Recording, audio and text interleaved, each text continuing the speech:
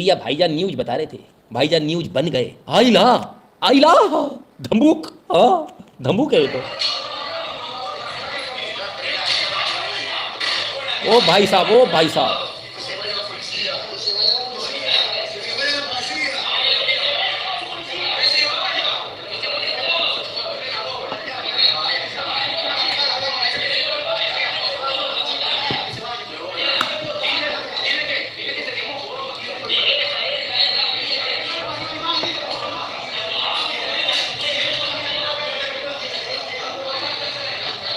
तो इक्वाडोर में साहब चल रहा था लाइव टेलीविजन चल रहा था, समाचार चल रहे थे, और समाचार में अचानक से समाचार स्वयं में समाचार बन गए, क्योंकि बंदूकधारी घुसा है, और सिर्फ चैनल में नहीं, पूरे इक्वाडोर में।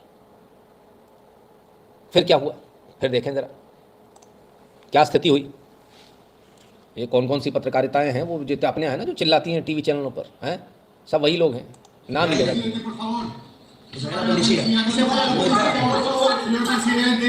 Que se vaya la policía, por favor. Tenga humanidad, señor presidente. Que se vaya la policía, por favor. Por favor, señor presidente. लीजिए साहब, ना कोई यूएन ना कुछ, सब गायब हुआ है, ना यूएन ना मानवाधिकार, ये वो पता नहीं कहाँ गायब हो जाते हैं समय पे, सब गायब है। तो यूएन का तो भरोसा नहीं है, वो तो उनको फ्रीडम फाइटर बता देता, अभी तक बता ही दिया होगा, तो कोई बड़ी बात नहीं है। बोले नहीं, वो बेचारे परेशान लोग हैं। कमाल है साहब। फिर क्या हुआ, आपको समझना पड़ेगा, इक्वाडोर से बहुत कुछ आपका लेना देना है। बात सिर्फ यहीं तक नहीं रुकी कि टीवी स्टेशन पे बात रुक जाए, बात पहुंच गई यूनिवर्सिटीज़ तक।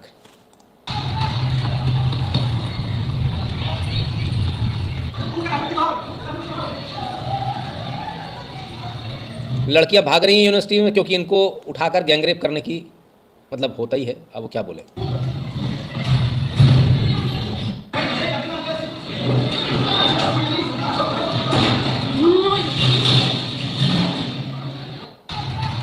बाहर बंदूकधारी और टेबल कुर्सियों से दरवाज़ा रोक रहे हैं, कितना रोक लोगे।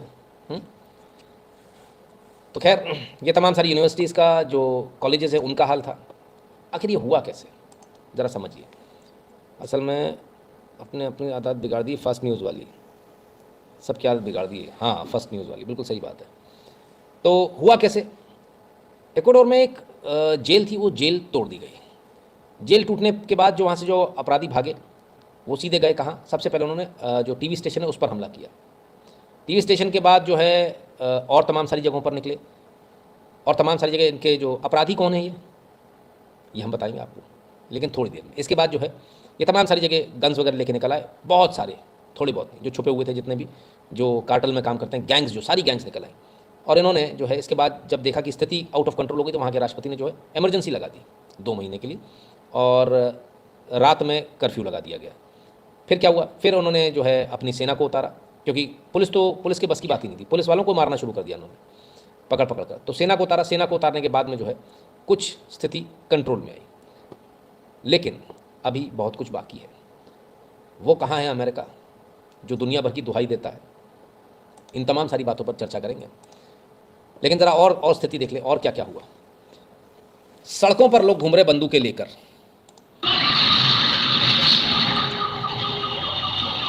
गाड़ियों में आग लगाई जा रही है, गाड़ियों में आग लगाई जा रही है। ये देख रहे हैं कैन पेट्रोल की।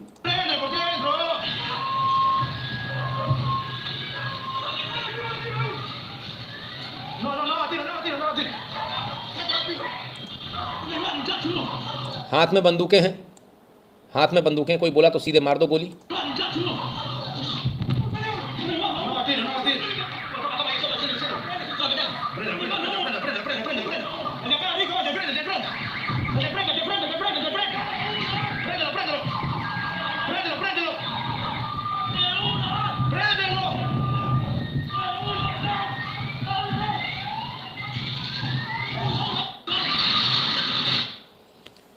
ये स्थिति है इक्वाडोर में।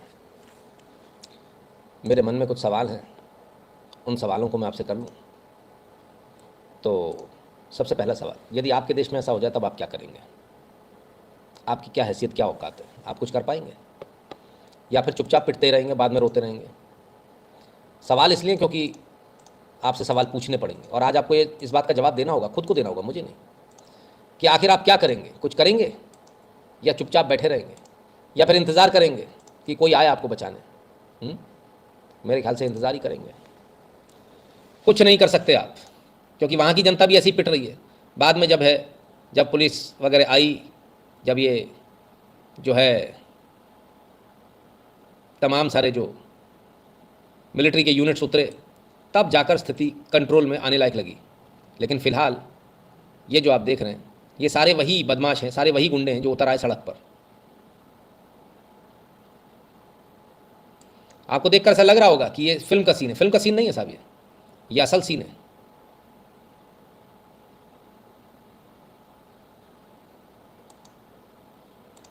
ठीक है ना, तो ये असल सीन है। अब आप क्या करेंगे? अगर आप इस जगह होंगे तो क्या करेंगे? सोचिएगा ज़रूर, क्या कर सकते हैं आप। इसलिए कहता हूँ कि आपके पास में कम से कम इतनी तो स्थिति हो कि कल को ऐसी नौबत आए तो आप अपनी सरकार की, अपनी एजेंसीज़ की, अपनी पुलिस की मदद कर सकें। यहाँ के लोगों का भी यही हाल है, इक्वाडोर का भी। चुपचाप सब सहते रहे, अब तालियां बजा रहे हैं। जब सेना उतार दी गई, सेना उतरी, तब तालियां बज रही हैं।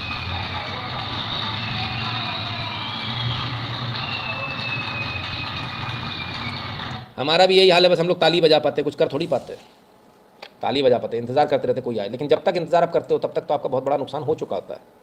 ठीक है ना, तब तक तो बहुत बड़ा नुकसान हो चुका होता है। चलिए, तालियां बजवा लो भाई साहब। सब पढ़े लिखे लोग हैं ना, पढ़े लिखे लोग, पैसे वाले लोगों से बड़ी दिक्कत होती है, यही दिक्कत है।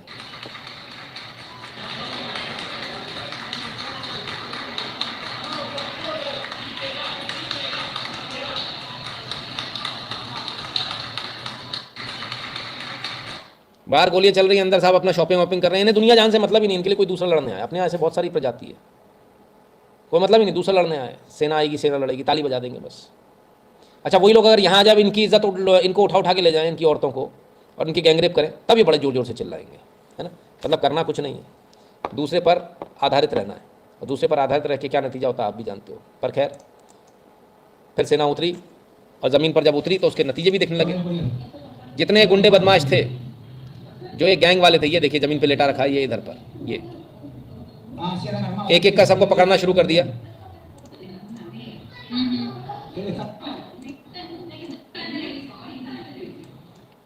एक एक कर सबको पकड़ना शुरू कर दिया जब आई। लेकिन उस बीच में तो जो होना था वो हो गया ना, जिसके साथ जो होना था, जिसका मर्डर होना था वो हो गया। इसमें एक बड़ा अपराधी भी था। लेकिन पहले जो टीवी स्टेशन में जो सबसे पहले घुसे थे, उनको भी पकड़ लिया गया। पूरे टीवी स्टेशन को हाईजैक कर लिया था साहब इन्होंने। आइए आइए, स्वागत है भाई, आइए, आए आए, ओ हो, अरे टीवी स्टेशन को पकड़ लिया। अरे भाई गजब भाई, ओरे हे, अयो राम, बहुत गलती कर दी। सब के सब पकड़ गए भाई। अभी यूएन आने वाले होंगे इनके उसमें कि बड़ा गलत कर रहे हो आप लोग। ह्यूमन राइट्स अभी आ रहा होगा कि ऐसे पकड़ के गलत ले जा रहे हो आप लोग। ठीक है ना, अभी बहुत सारी चीज़ें होंगी, बहुत लोग आएंगे इनके सपोर्ट में। फिर कितने लोग पकड़े गए, लाइन लग गई साहब, लाइन। ओहो, फिर से चड्डी में घुमा दिया इतने सारे। हाँ, ले ओ भाई, हो गया कल्याण इनका। ठंड बहुत है महाराज। या हाय हाय हाय, क्या बात है भाई, क्या बात है। जाए थे तख्ता पलट करने, फिलहाल इनको पलटा दिया गया, औंधे लेटे।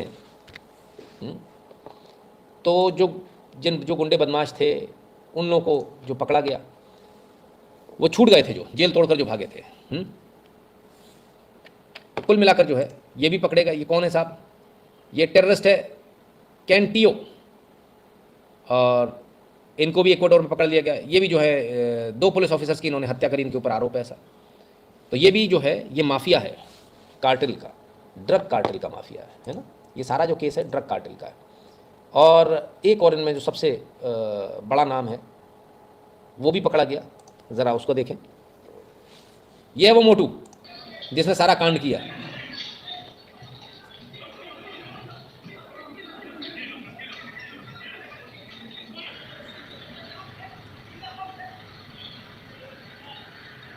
ये ड्रग कार्टेल का माफिया है और इसको फाइनली पकड़ लिया गया। आज इसको पकड़ लिया गया। कल से चल रहा है ये सारा जो ड्रामा चल रहा है। Point is which country is next. आ रहा हूँ और नवीन जी आ रहा हूँ, पूरा एनालिसिस दूंगा। तभी मैंने सोचा कि इसको कल लूँ, लेकिन लोगों की ये इच्छा थी कि आज ही इसको ख़त्म किया जाए। तो अब ज़रा इस कार्टेल माफिया के बारे में आपको बताता हूँ, और आपको हैरानी होगी जानकर इसके बारे में। पहले ज़रा देखिए कि क्या गजब आदमी है ये। ठीक है ना, इमरजेंसी लगा दी गई, इमरजेंसी अभी भी है, ये सब पकड़ लिए गए, ये महाराज पकड़ लिए गए। अब इन महाराज के बारे में आप जानेंगे तो आप हैरान हो जाएंगे, ये हैं तो ड्रग माफिया, और इन्होंने वहाँ का जो प्रेसिडेंशियल कैंडिडेट था जो चुनाव लड़ रहा था उसको भी मार दिया, उसकी हत्या कर दी, उसका आरोप है इसके ऊपर, ठीक है ना।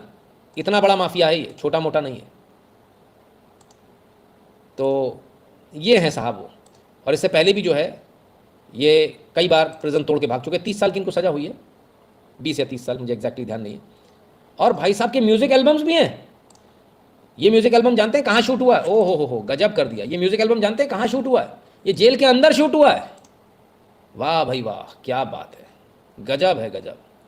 इतनी परमिशन आप देते हो हैं, इतनी परमिशन आप देते हो, फिर आप क्या एक्सपेक्ट करते हो? फिर तो जेल ब्रेक होंगे ही होंगे अपराधियों। ये देखिए, ये पुलिस का हाल है, ये प्रिजन अथॉरिटीज़ हैं, कमाल है। ये जो जेलर लोग हैं वो हैं, इनसे वहाँ के राष्ट्रपति के नाम ये चिट्ठी पढ़वाई जा रही, भैया तुम कुछ मत करो नहीं तो हमें मार डालेंगे ये। तो इक्वाडोर के प्रेसिडेंट हैं, इन्होंने जो है इमरजेंसी लगा दी, और इमरजेंसी लगाने के बाद में जो है अब स्थिति कंट्रोल में बताई जाती है। US is receiving lot of people from borders आते सर, उस पर भी बात करेंगे, सब पर बात करेंगे। अब ज़रा इक्वाडोर देख लें कहाँ पर है, मैप पर देख लें तो समझें ज़रा। ये रहा आपका इक्वाडोर, बड़ा कर दूँ आपको नहीं नज़र आ रहा हो तो। ये आइलैंड भी हैं इक्वाडोर के, है ना। तो ये चीज़ है, अब आपको समझ में आया कहाँ है? ब्राज़ील के नॉर्थ में, ठीक। अब थोड़ा छोटा कर दूँ, कहाँ किसके पास में है? अमेरिका के पास में। अब आप समझिएगा ज़रा, अमेरिका ने इस पर कोई भी भाषण नहीं दिया। अमेरिका के कोई सीज मरीन कमांडोज कोई नहीं आए, अमेरिका की सेना भी नहीं आई। क्यों? क्योंकि पीछे से कहीं ना कहीं से अमेरिका ही ये सारा प्रपंच चला रहा है। अब ज़रा समझिएगा इसको, अमेरिका खेल रहा है दोनों तरफ का गेम। ये जो है, एक तो इक्वाडोर के प्रेसिडेंट के साथ खड़े हैं, दूसरी तरफ ड्रग कार्टेल के साथ खड़े। ये पूरा ड्रग जानते हैं कहाँ जाता है? अमेरिका, मैक्सिको के रास्ते, ठीक है। बहुत ईजी है ना जाना। अब आप सोच रहे होंगे कि अकेला यही है, तो मैं आपको बताऊं, अकेला ये नहीं है ड्रग जाता है कोलंबिया से भी, और ड्रग जाता है पेरू से भी, दोनों जगह से ड्रग जाता है। कंपटीशन बड़ा है इन तीनों में, ज़बरदस्त कंपटीशन है, ठीक है ना। तो ड्रग कार्टेल यहाँ के बड़े भयंकर हैं, और तीनों देशों के ड्रग कार्टेल आपस में मिले हुए हैं, और ये इतने सारे लोग इनके पंटर्स हैं जो निकल आए बाहर बंदूकें लेकर पूरे देश को कब्जा करने के लिए, है ना। अब आप सोचिए, इतना कुछ हो रहा है। अमेरिका की निगाह इक्वाडोर पर है, इक्वाडोर से अमेरिका को अपने हित भी साधने, वहाँ का ड्रग कार्टेल भी बढ़ाना है, और साथ ही साथ वहाँ की सरकार के साथ भी खड़े रहना है। तो कल को कुछ ऊँच नीच हो तो हमारे लिए तो कहने को हो जाएगा कि नहीं भाई, हम तो सब कुछ सही कर रहे हैं। तो बहुत सारी चीज़ें हैं, है ना। अब आप सारी चीज़ों को देखेंगे ना, तब आपको समझ में आएगा। क्योंकि मैक्सिको और कोलंबिया ये कार्टेल बड़े कार्टेल हैं जो पूरा जो है डील करते हैं, है ना। यहाँ से कोकीन एक्सपोर्ट होता है, export in the sense legal नहीं, इलीगल। कोकीन जो है यहाँ से जाता है, इसका कार्टेल सबसे बड़ा है। और पेरू, कोलंबिया और इक्वाडोर तीनों से। अब बड़ी बात यह है कि इसको किस तरह से देखा जाए, कि इसको सिंपली यदि आप देखेंगे कि एक नॉर्मल सा ड्रग कार्टेल है, तो ये नॉर्मल ड्रग कार्टेल नहीं है ना। आपको ये समझना पड़ेगा, क्योंकि यहाँ पर जो झगड़ा है वो पूरा चलाने वाला अमेरिका है इसके पीछे, ठीक है। और ये यहाँ से जो ड्रग्स जाता है, ये दुनिया में सबसे ज़्यादा ड्रग्स वाली जगह है। कई गैंग्स हैं, एक दूसरे के एनिमी गैंग्स हैं, मैक्सिको, कोलंबिया, इन तमाम सारी जगहों से डील होता है। और अब जो है ये एक हॉटबेड बन गया था लड़ाई का, यूरोप भी जाता है यहाँ से ड्रग्स, है ना। और 2023 में इक्वाडोर को सबसे वायलेंट देश माना गया था, है ना, सबसे वायलेंट, क्योंकि यहाँ झगड़े होते रहते हैं। 7,800 होमोसाइड्स हुए थे यहाँ पर। 200 टन्स ड्रग्स यहाँ से जब्त किया गया था। ये इंटरनेशनल आंकड़े हैं। सिक्योरिटी की इतनी बुरी हालत है कि दिन ब दिन ख़राब होती जा रही है। कोरोना वायरस के बाद ज़्यादा ख़राब हुई, कोरोना वायरस के बाद सरकार थोड़ी कमज़ोर हुई, और उसका फ़ायदा इन्होंने उठाया, और जेलों के अंदर ही गैंग्स बन गए, और उसका फ़ायदा इन लोगों को मिला। तो उन्होंने जो है जेल को ही तोड़ लिया, और क्योंकि सरकार कमज़ोर थी तो उसका भी फ़ायदा उठाया, अंदर ही अंदर इन्होंने अपने आप को बहुत मजबूत कर लिया, और इसके बाद में फाइनली जेल को तोड़ा। जेल तोड़ने के बाद जो है आपके सामने सिचुएशन है। अब इनका प्रयास जो था वो ये था कि हम सरकार को ही डिस्टेबलाइज कर दें, पर वो नहीं कर पाए। और सरकार ने इनकी बात मानी नहीं, सरकार ने इनके आगे घुटने टेके नहीं, सरकार ने इमरजेंसी लगा दी। तो इन लोगों ने भी युद्ध का ऐलान कर दिया। ये जो आप देख रहे हैं ना, युद्ध के ऐलान के बाद किए। तो हुआ क्या है, जो छोटे छोटे ड्रग कार्टेल थे ना, जो आपस में एनिमी थे, जो एक दूसरे को मार रहे थे, वो सारे एक हो गए। जैसे ही जेल टूटी वो सारे एक हो गए। जैसे ही इन्होंने बोले इमरजेंसी लगा दी हमने देश में, तो बोले नहीं तो फिर हम सब एक हो गए, हमने वॉर डिक्लेयर कर दिया। कमाल है। तो ये झगड़ा जो आप देख रहे हो वो उस वॉर का नतीजा है। फर्नांडो वहाँ के प्रेसिडेंशियल कैंडिडेट थे जिनकी हत्या कर दी गई थी। और क्यों हत्या कर दी गई थी कि फर्नांडो जो है इस ड्रग कार्टेल के काफ़ी खिलाफ थे। उन्होंने कहा हमारे युवाओं को ये ड्रग्स बर्बाद कर रही है, इसलिए मैं अगर सत्ता में आया तो इस ड्रग कार्टेल को ख़त्म कर दूंगा। उससे पहले ही उन्होंने इनको ख़त्म कर दिया। ठीक है, तो ये कुल मिला के इक्वाडोर की जो कहानी है ये है। अब आते हैं कि अचानक से इसको ऐसे ख़त्म कर दिया गया, नहीं, ये आपकी गलतफहमी है। अचानक से बिल्कुल भी ख़त्म नहीं किया गया। पूरा एक प्रयास होता है, एक शुरुआत होती है। वो शुरुआत कहाँ से होती है और क्यों मैं हमेशा खिलाफ रहता हूँ, वो होती है कल्चर से। सबसे पहले आपके कल्चर को बर्बाद किया जाता है इस प्रकार से, इन्हें ग्लैमराइज किया जाता है। ये आप इक्वाडोर का ही देख रहे हैं, वहाँ के नेशनल कैपिटल का सबसे बिजी स्क्वायर देख रहे हैं, जहाँ ये दे देम वाली जो कल्चर है, जो अमेरिका का भेजा हुआ कल्चर है, वो चल रहा है। ये अमेरिकन कल्चर है साहब। पहले इन्होंने इस तरह से गुमराह किया लोगों को, और ये है सारे नशेड़ी। और ये सब करके आपका ध्यान हटाया गया, सरकार को कमज़ोर किया गया। आपका ध्यान इधर है, उधर ड्रग कार्टेल चल रहे हैं, दैत दनादन। और इस हद तक चल रहे हैं कि जब उनको इतना मजबूत कर लिया तो तख्ता पलट ही करवा दो। अगर वो जीत गए तो अच्छी बात है, अगर वो हार गए तो कोई बात नहीं। अमेरिका तो कर ही रहा है, वो तो सरकार के साथ भी है, इनके साथ भी है। तो कहानी शुरू होती है यहाँ से, इस जगह से, इस ग्लैमराइजेशन से कहानी शुरू होती है। बेसिकली पर्पस क्या है, सबको इसमें उलझाए रखो। कोई कुत्ता बन जाएगा, कोई बिल्ली बन जाएगा, रोज अपने वो चेंज कर लेंगे। ये पागलपन है, ये ड्रग्स का ओवरडोज है। यही ड्रग्स का ओवरडोज जो है आप अमेरिका में देख रहे हैं, यही ड्रग्स का ओवरडोज वो हर जगह करना चाहता है। मैं बहुत पूरी जिम्मेदारी के साथ बोलता हूँ, पूरी दुनिया मुझे चाहे जो बोलना है बोले, पर मुझे उससे कोई फ़र्क नहीं पड़ता। सारा खेल है ड्रग्स का। आपको समझना होगा, ये पूरा जो आप प्रपंच देख रहे हैं, पूरा जो खेल है, ये सब कुछ ड्रग्स का ही लेना देना इसमें। क्लियर, समझ में आ गया? तो देश को गिराया कैसे जाता है, शुरुआत थोड़े से करके, फिर थोड़ा ड्रग, फिर उसको परमिट कर दो, इतना तो अलाउ कर देंगे, इतना ये कर देंगे, उतना कर देंगे। चलिए अगली न्यूज़ पर चलता हूँ। मणिपुर से शुरू होगी कांग्रेस की भारत जोड़ो न्याय यात्रा, सरकार ने इन शर्तों के साथ दी इजाजत। लो भैया, मणिपुर से शुरू करेंगे राहुल गांधी जी।